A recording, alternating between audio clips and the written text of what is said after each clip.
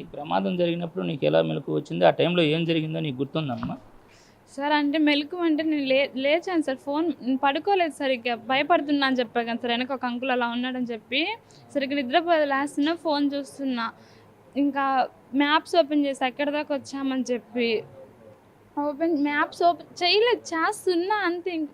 సౌండే వినిపియలే, మొత్తం ఫైర్ వచ్చేసింది సార్. సడన్గా ఫైర్ వచ్చింది. అది ఫ్రంట్ సైడ్ నుంచి వచ్చేలేకి ఇంకా బ్యాక్ సైడ్ వెనక్కి లాక్కెళ్ళాం, కానీ ఎలా దిగాలో అర్థం కాలేదు సార్. ఇంకా విండోస్ పైన నేను దూకేసా.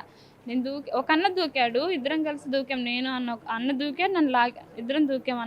అన్న దూకిన వెంటనే తర్వాత అమ్మ కనిపిల్ల, అందరినీ ఒక ముగ్గురినేమో లాగా. ఇంకా నా వల్ల కాల, అమ్మ అమ్మ అని చెప్పి వెనక్కి వెళ్తే ఒక అక్క వాళ్ళ హస్బెండ్ అక్కని నెడుతున్నాడు.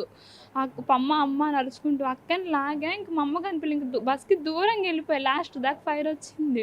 వెళ్ళి ఇంకేడుస్తా ఉన్నా, ఫైర్ ఇంజిన్ కన్నా ఫోన్ చేయండి అని ఏడుస్తున్నాను. అప్పుడు ఇంకా అమ్మ తలకాయ బయట పెట్టలేక మా అమ్మ అని చెప్పి వెళ్ళి లాక్కున్నాను సార్. అమ్మని లాక్కున్న తర్వాత ఇంకా నాకు వల్ల లేపలేకపోతున్నా అమ్మని. ఇంకా అరుస్తున్నా. ఇంకొక అంకుల్ వచ్చి అమ్మని ఇలా పట్టుకున్నాడు.